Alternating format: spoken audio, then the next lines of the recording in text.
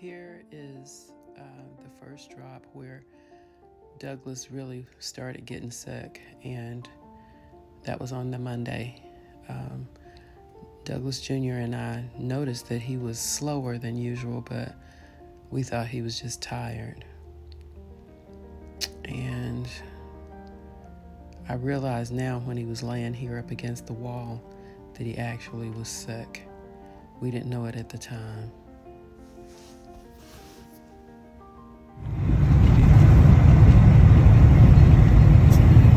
This is just part of the trip. Part that we were trying to enjoy. See, some of it was okay. And the rain began. It got really bad. So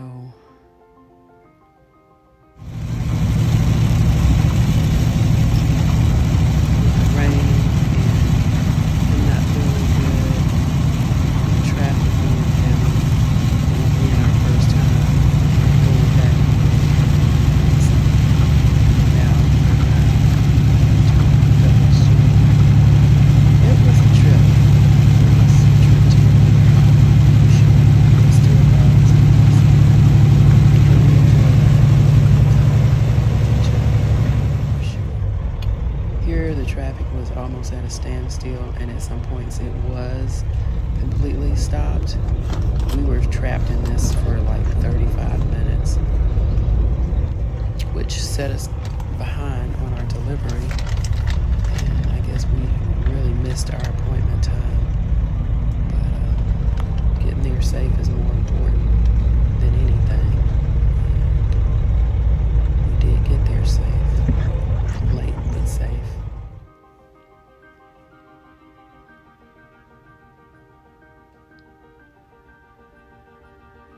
Here's when he just really started getting real bad, and I had to call the ambulance to come and pick him up, because at that point I really could not handle him and keep him off the ground. That was some weird guy that was staring at him when he was sick. It was just crazy. He got out of his truck and just came and started looking at him. There, I'm in the ambulance, and you can see him in the rear view mirror of the ambulance. They'd begun treatment right there in the ambulance. Is your son going to come to the hospital? That was a very long He's going to come see us first. night. Actually, it was morning. It was about 4 o'clock in the morning. By that time, it probably was 5 or 5:30, because around 4 is when we got up. But it took the ambulance a long time to get there. Here I'm eating breakfast in the hotel by myself, missing my sweetheart. As I was visiting him, he said that he wanted to give this message to his children. Okay, so they took the central line out, and now he just has IVs in his hand. And how are you feeling now? This is your second day? Yep. Second full day in here? But how are you feeling now? I don't feel 100%. That's for sure. You don't feel 100%? So? About 50%. You feel 50%? Because if I get up and start trying to do around, you know how you feel. You feel kind of weak? Yeah. Well, I know I don't. And you would look a whole lot worse, but I've been shaving you every day, right? See where they had it, when they took that Band-Aid off. It wasn't shaved. I didn't do a good job.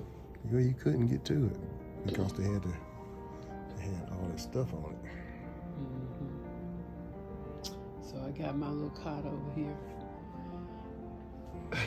which I sleep in the daytime because I go to my room at night. But that's the last night. Yeah, this is my last night staying in the hotel. But anyway, just wanted to make this video so he'll have something to remember this horrible experience. But really, it's not a bad experience because the alternative, if you had not come in here, you could have actually been laying in a casket right now because you were deathly sick. So we have to look at, we have to look at the positive side of it. That it could have been a whole lot worse. He allowed me to get the load to the place without me getting too sick to drive, because I was feeling bad all the way. You know, I was feeling kind of bad, you know, going. I was feeling good enough to get there, but he didn't really come down on me until I got out and tried to talk to that man that I couldn't understand. The guy at the gate. Yeah, I couldn't understand nothing he said. Then I'm out there in the rain too, he trying to tell me something that I can't understand his language. Yeah, he didn't speak good English.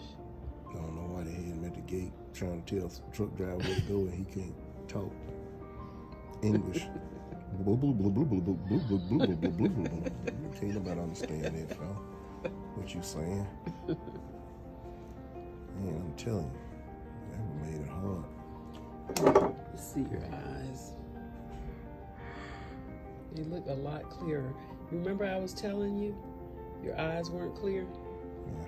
They didn't look good. And they were kind of glassy. But I figured it was because you were tired. Like they looked real shiny. Probably because I was sick. Yeah, you were sick. I didn't know it. But we didn't know it. Because with kidney stones, you know, that stuff will sneak up on you. Well, actually, the acute part of it, where you're getting those sharp pains, but it takes time for them to form. You know what I'm saying? They're there for a while before you even know that they're there. They sneak up on you. Yeah. And then when they got you, it got you. Yeah. So you're in Bessemer, Alabama, at the West Medical. I forget the West Medical. Let me see what the full name of this hospital is. Well, I guess it just says Medical West Hospital. And so our delivery was done at McAllen, Alabama, which is, I'm thinking, 11 minutes from here, but I don't know exactly how many miles it is. And what was the date? Today is the 10th, I don't even know what today is. Probably what day is the 10th. Today is the 10th, so that was on the 8th. 8th. Mm-hmm. Had to be on the 8th. Yeah. We got it delivered on Monday. And the thing is, Monday this was night. our first time coming all the way back home from North Carolina by ourselves without Douglas. Remember? Yeah, we would have made it too. We gonna make it. I'm just saying we would have made it. We just made this stop, but we still gotta go. I'm just saying we would have made it all the way. Well, we won't be in the big truck though, because he came and got the truck. Him and Tara came to see about us. They brought us a truck to drive home. Both of my boys, good men, really. They real good men. Both of them. They good providers, aren't they? Yeah, they watch us over their daddy. They take care of their daddy. When it come down to when I really need them, they'll be there. They'll be there for me. Yeah. I can always count on that. So you wish you had a whole bunch of boys, huh? Well, not really. I mean, not really. Okay. That was the nurse or the nurse tech or whatever she is. Okay, so what you want to say to your boys? I want to say just I love them. I want the best for them.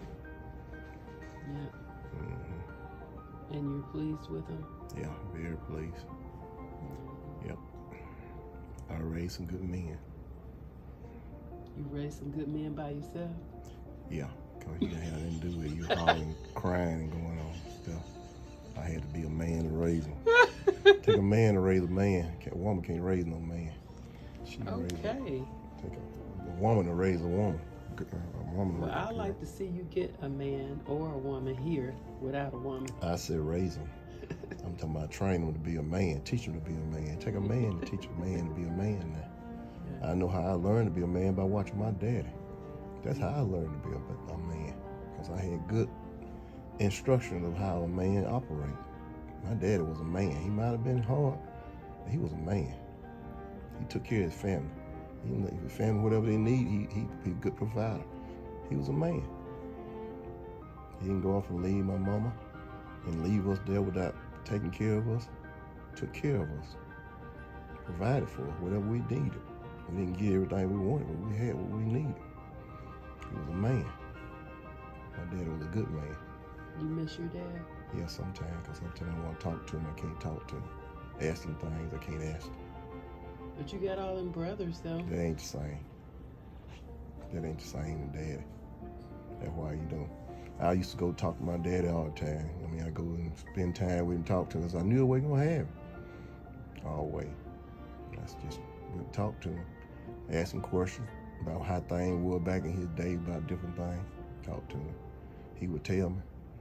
You know, then sometimes I'd be wanting to know things. I go and ask my daddy. And one day my daddy died. And one day I was thinking, I said, I go ask my dad. I said, man, I can't ask my dad. My daddy gone. It just, it hit me like that right there. Mm-hmm. Did you cry? No, I didn't cry. It just, you know how your mind be thinking, like, I always could say, I go ask my daddy. And, cause he would remember. And he was back then when I wasn't. So I can't ask him, cause he ain't here no more. Mm-hmm. So what would be your advice to young people, like your grandchildren? Spend time with your daddy. Spend time with your mama, because you don't have them for so long. And that's it. They're not gonna be with you always. Spend as much time as you can with them. Don't take them for granted. Just like they always gonna be there. They're not. They're not gonna always be there for you. Mm-hmm. So that's what you have to do. I learned, trust God, put Him first, but also spend time with your parents. That's what I say. Okay, that's a pretty good legacy to leave your children. I'm sure they'll cherish this video. Yeah. Yeah. Is that it? Yeah, that's pretty much it. I'm gonna be fine though. I'm getting up off of this bed. I know God's word about His stripes on the heel. And I have to be, because this right here sneaked up on me. It wasn't that I was overworking myself or anything. I didn't overwork myself, because I slept. It just one of them things that happened. Because I always been trying to be careful not to overdo it, try to get some rest. But I'm not going to take it. My plan from now on, not take no real long hauls. You can look at the camera. Yeah, I know I can, but I'll just rather not. You'd be thinking. Yeah, I'll be thinking. Yeah. The main thing, I want my grandchildren to know the Lord and be saved. And go to church. That's what I always want my family to be, together in church. What if they tell you don't have to go to church to be saved? I still want to be in church, because the Bible said, forsake not to assemble yourself together. I know you can assemble yourself together, but I was always brought up in church. And I like for my family to be in church. That's me. Because how else can you learn about the Lord? And you can learn about the Lord by staying at home and reading your Bible, but it's just better to go to church around other people. But the thing is, you can also learn from other people things that you don't know. You can't teach somebody something you don't know. Right, because you're around a lot of people. Sometimes you be around other people who know stuff you don't know. Right, that's what I'm saying. It just you broaden yourself when you get around other people. when you just with amongst your own self, you limit yourself. But when you get around a whole lot of other people, you broaden yourself, because other folks know things that you don't know. You know, then everybody pull it together, and they put it all together. Then you just you learn a lot from each other. Plus, it's just better to have a church family. It's just good to have a church family. Yes, pretty much. What you say? All right. Well, thank you for that little interview. Mm-hmm. We didn't even plan this. It didn't start out that way, but okay. Yeah. That's what the Lord led you to say. Mm-hmm. All right.